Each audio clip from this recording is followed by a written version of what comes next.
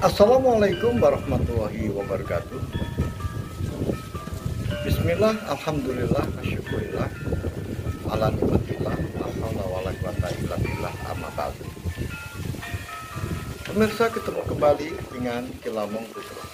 Salam budaya warisan Nusantara. Pemirsa, izinkan saya untuk melanjutkan keterangan-keterangan saya tentang keris setan kober dalam cerita sejarah.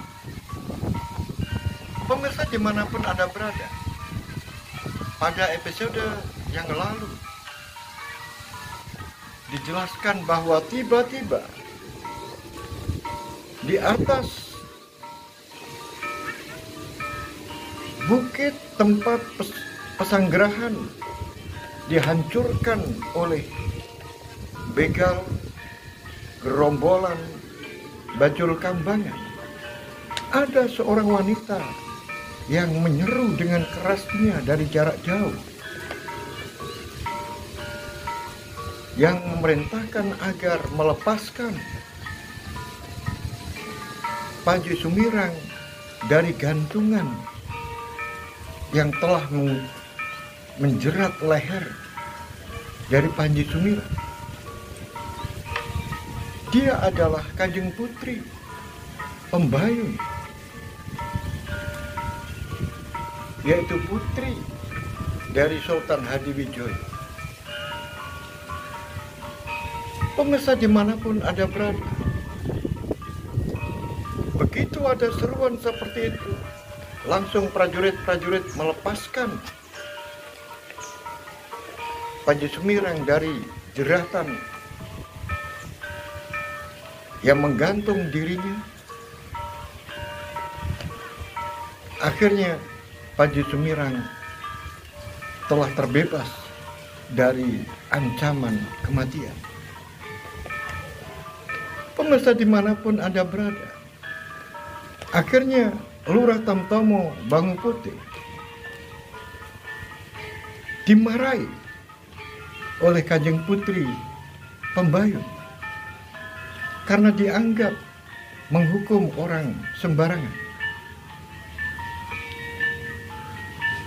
Akhirnya Panji Sumirang dibawa oleh para pedagang, kemudian dirawatnya sampai kesehatan Panji Sumirang pulih kembali, karena tentunya dia mengalami luka-luka bagian dalam.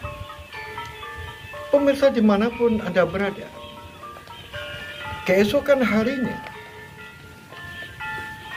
Panji Sumirang sudah pulih kembali karena ternyata luka-luka yang ada di dalam tubuhnya tidaklah begitu berat.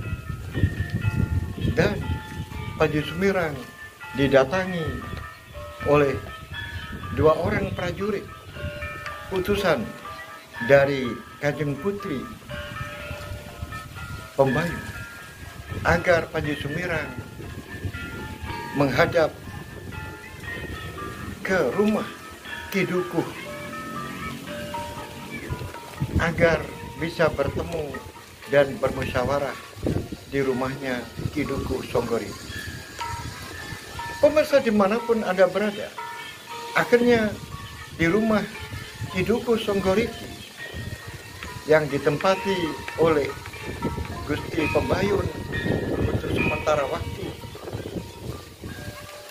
akhirnya bertemu antara Lurah Tamtama Bangu Putih, kemudian Panji Sumirang, kemudian Gusti Pembayun dan Ki Dukuh Songgoriki. Pemirsa dimanapun Anda berada, dalam pertemuan itu Gusti Putri Pembayun mengucapkan banyak terima kasih dan menanyakan tentang kesehatan dari Panji Sumirang. Kemudian Gusti Putri Pembayun memberikan penjelasan kepada Lurah Tamtama Bangu Putih bahwa Panji Sumirang adalah seorang prajurit, juga memiliki pangkat sekelas Lurah Tamtomo, tapi bertugas di Madiun, yaitu di Paman, Adipati Timur Ronggo ini. Kemudian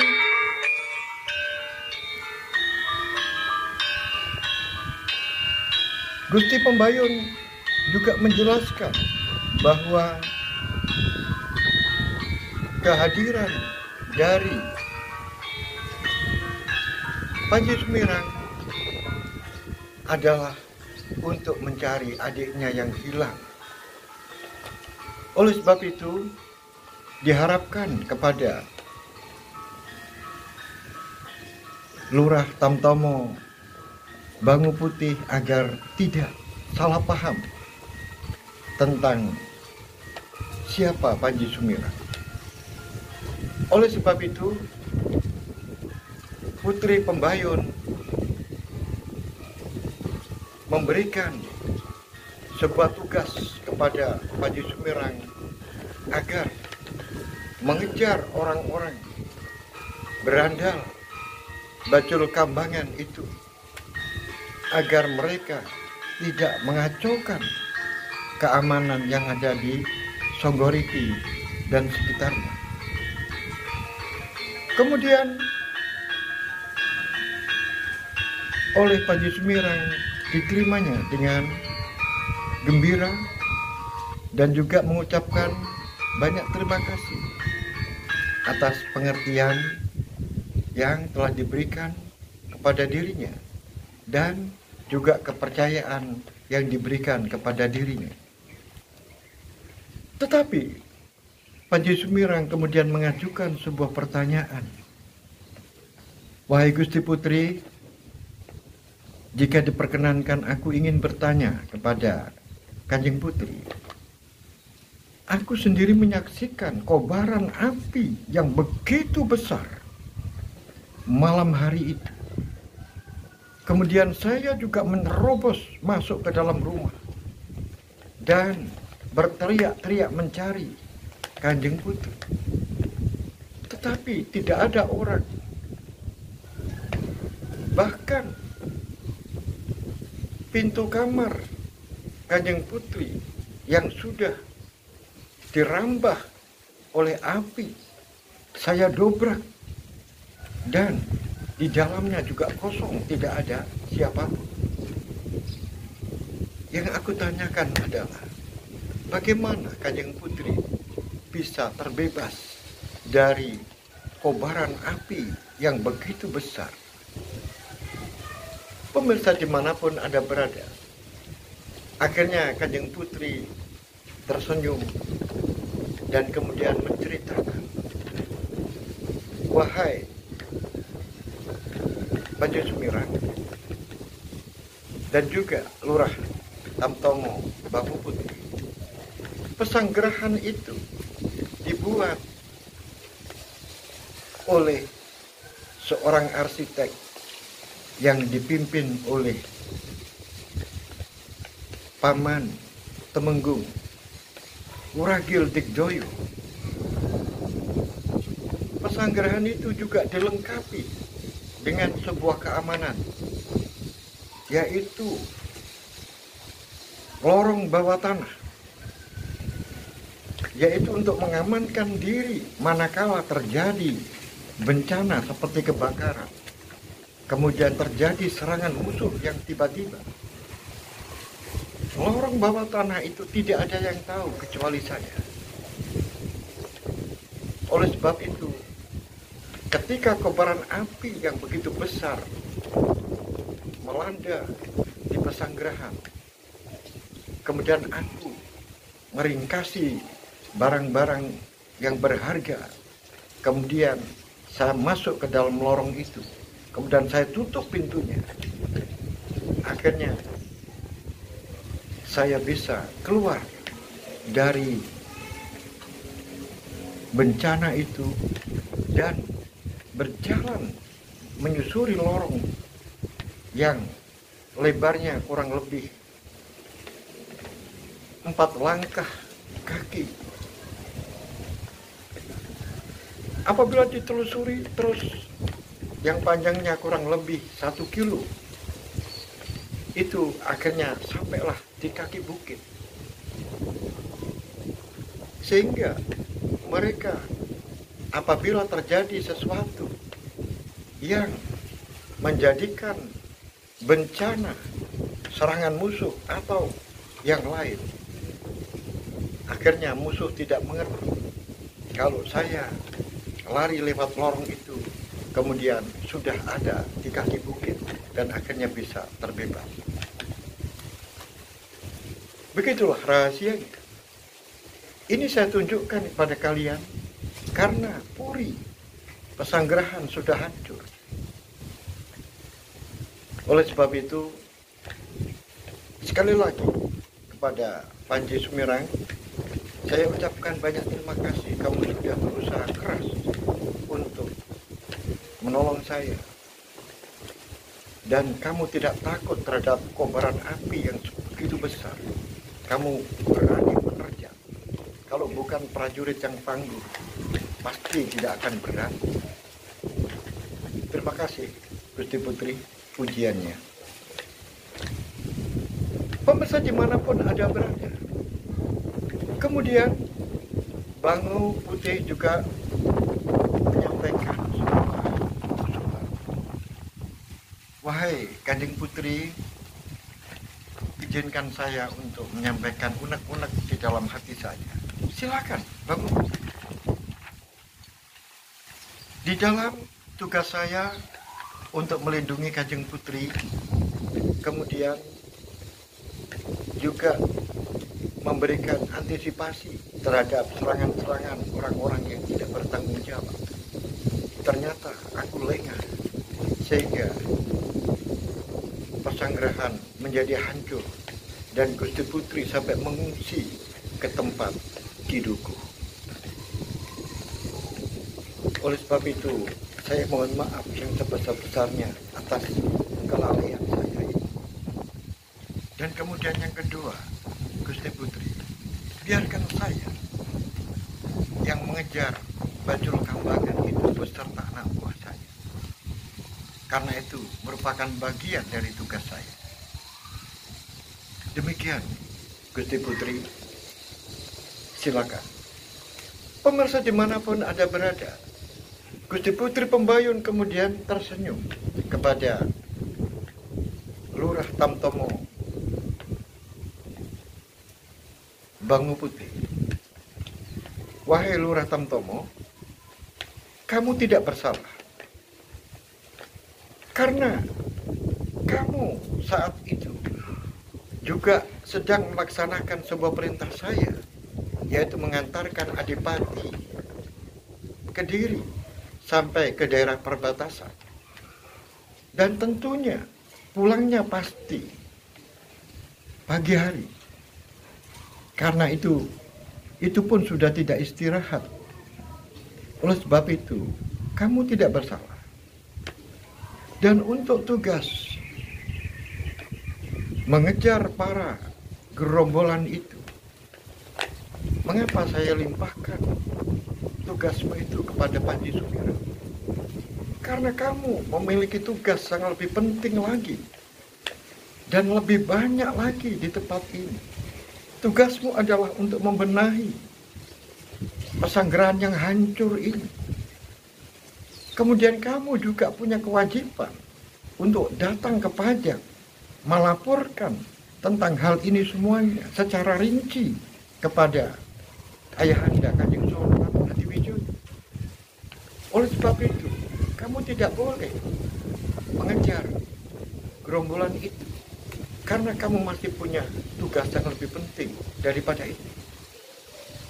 Terima kasih Kanjeng Putri. Kemudian kamu harus ingat, aku sudah mengatakan bahwa Panji Sumirang adalah orang yang sedang berkelana mencari adiknya.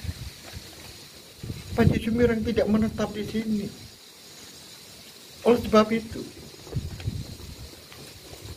sambil berkelana, sambil juga mengejar para gerombolan itu, siapa tahu apa yang dicari, adiknya yang dicari, ternyata ada di tempat-tempat orang-orang yang jahat itu, atau di daerah-daerah di mana Panji Sumirang nanti akan melangkah mengikuti gerak dan jejak dari orang-orang gerombolan Bajul Kambangan itu.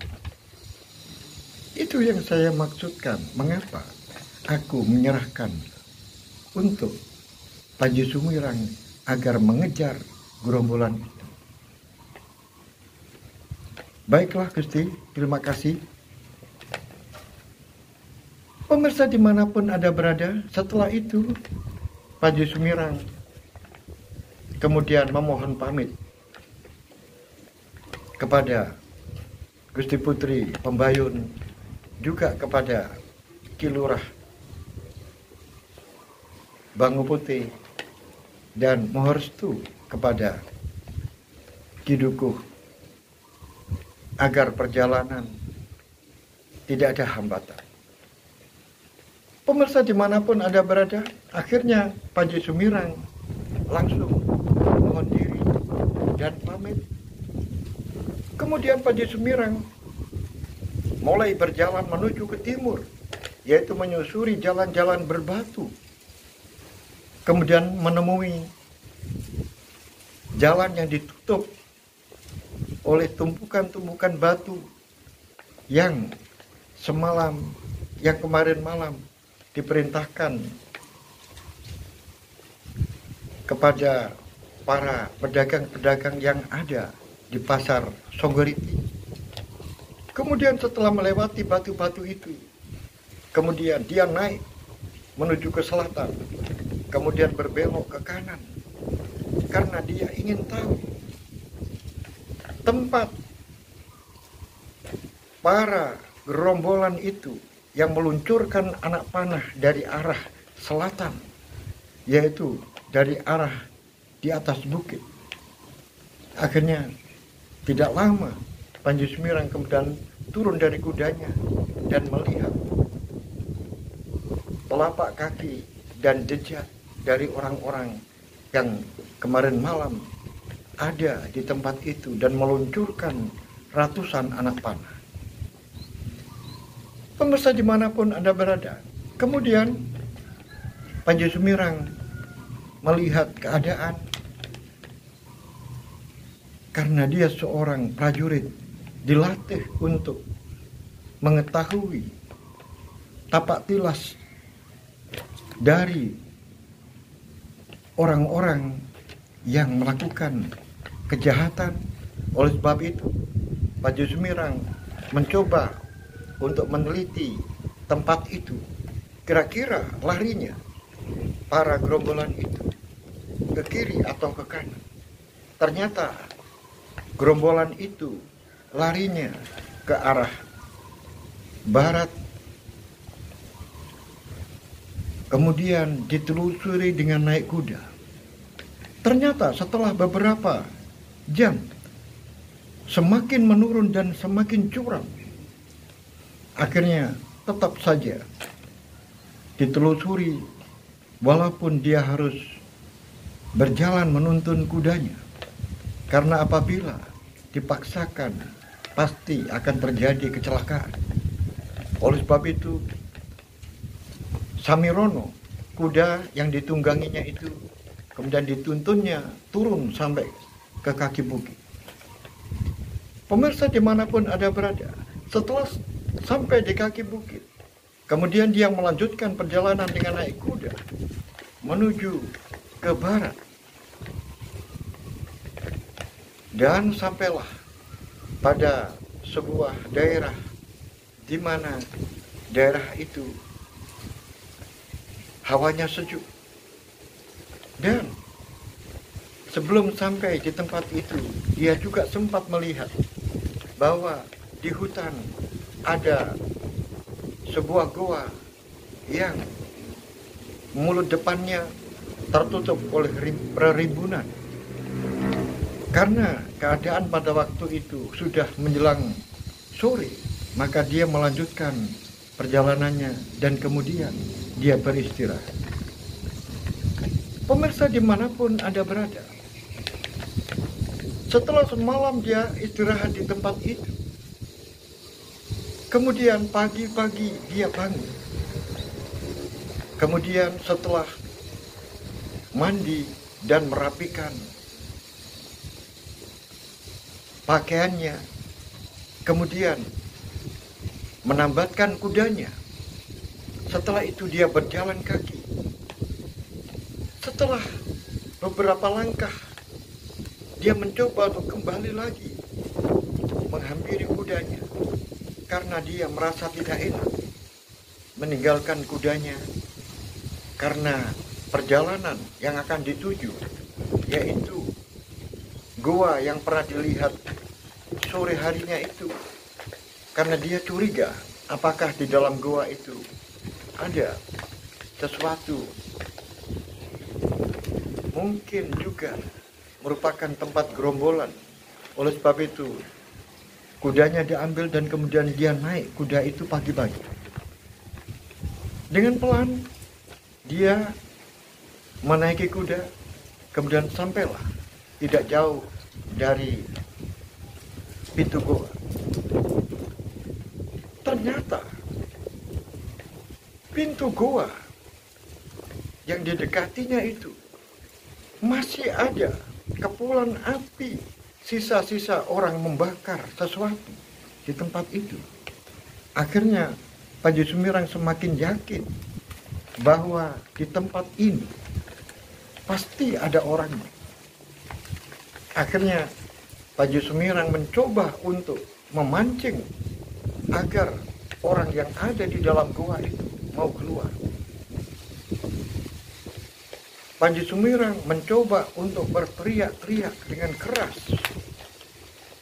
agar orang yang ada di dalam goa itu mendengar dan akhirnya keluar. Ternyata benar.